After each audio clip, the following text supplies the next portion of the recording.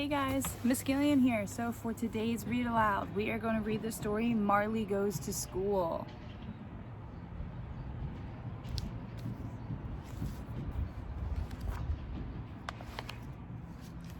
It was the first day of school and Cassie laid out her back-to-school supplies. Pencils, check. Crayons, check. Ruler, check. Paper, check. Marley was all set for the big day too.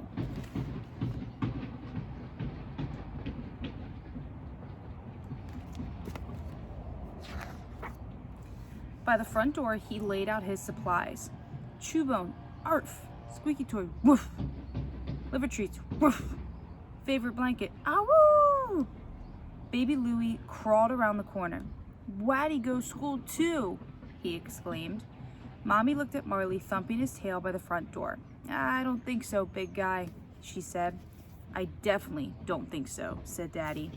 You silly dog, Cassie said, patting Marley on his big blocky head. School's for kids, not dogs.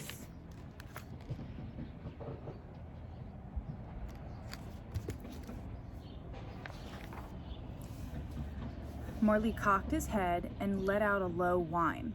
Cassie said his best friend and he was supposed to go everywhere she went.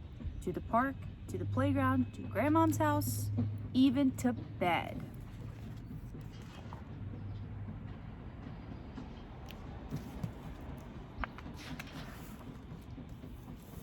Grab your backpack, Mommy called out. We don't want to be late. Arf, arf, Marley said, grabbing his leash in his teeth and hopping up on his hind legs and dancing by the door. Arf, arf yourself, Mommy said. You're going in the backyard where you can't get into any trouble. Good idea, said Daddy, and the whole family set off to walk Cassie to school.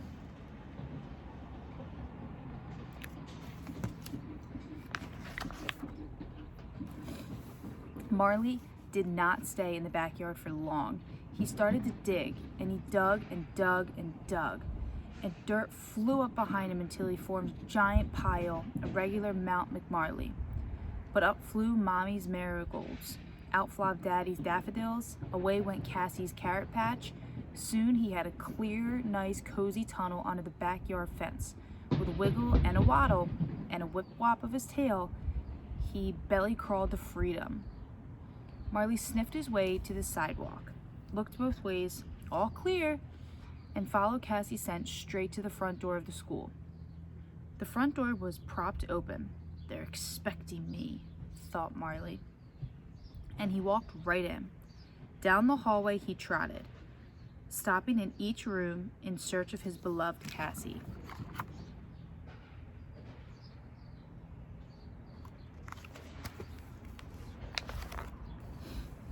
Marley tried the copy center. Not in here, he thought, and then he took a moment to leave a calling card.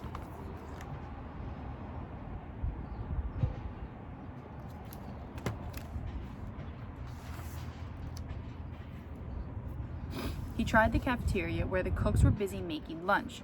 He did not find Cassie, but Marley found the next best thing, a heaping pile of juicy hot dogs. Well, I don't mind if I do. Hey, you're not supposed to be in here, one of the lunch ladies yelled. Shoo, go home. Answered Marley.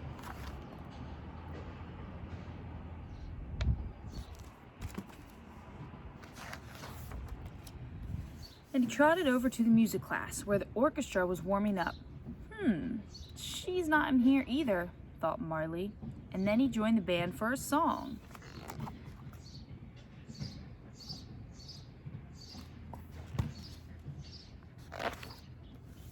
In science class, Marley did not find Cassie, but he did find a cage with 10 white mice inside. What are you doing in here? With a scratch of his paw and a flip of his nose, Marley busted open the cage door and the mice scampered to freedom. He barked excitingly as if to ask, who wants to help me find Cassie? Marley followed the mice to the library, where the quiet didn't last long. Mice! Screamed the little girl. Big fat ones! Shouted the little boy.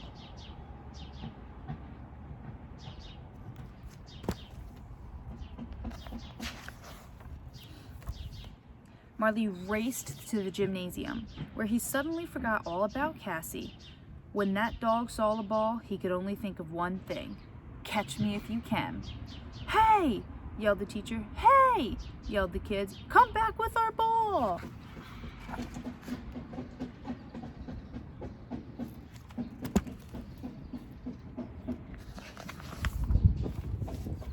But Marley did not come back. He streaked down the hall, skidded around the corner, did a somersault, and slid right into Mrs. Weatherby's math class. Mrs. Weatherby peered through her thick glasses as she wrote on the chalkboard. "Oh my," she announced. "We've just received a report of a wild animal on the loose in our school. If you come across this animal, stay back. He might be dangerous." "Yes, Miss Weatherby," the student said. "Has anyone seen him?" "No, Miss Weatherby," the student said. But they had seen him.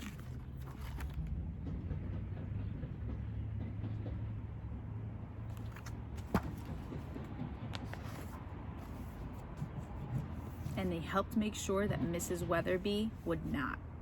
When the bell rang, Marley's ears perked up.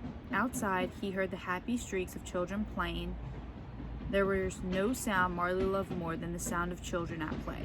He headed towards it.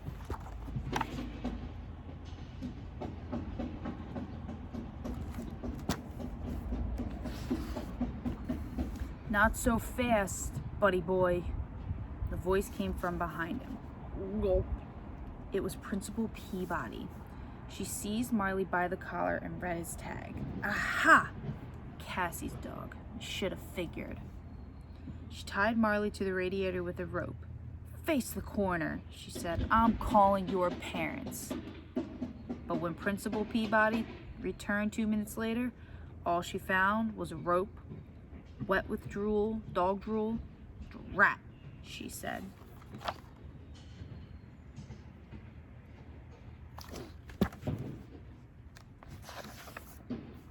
"There he goes!" shouted Vice Principal Tanner. "He's heading to the playground." "I'll head him off," cried the gym teacher. "I'm on his tail," declared Mrs. Weatherby, shaking her fist. "Tackle him!" screamed the lunch ladies. The grown-ups chased Marley around the playground. They chased him through the tunnel, over the tires, under the hoops. They chased him to the jungle gym and down the slide. They chased him past the swing set and around the teeter-totter.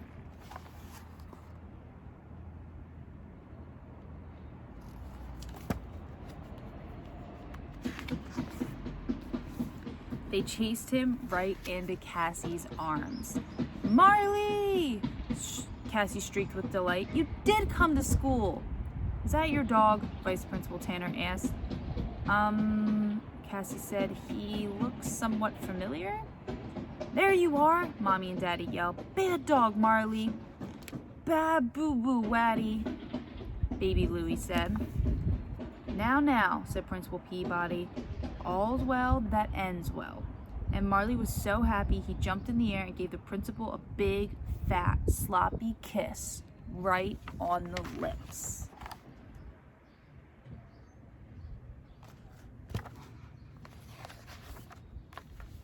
Teacher's pet.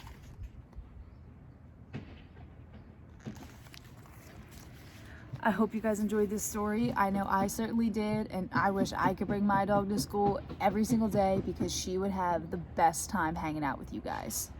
All right.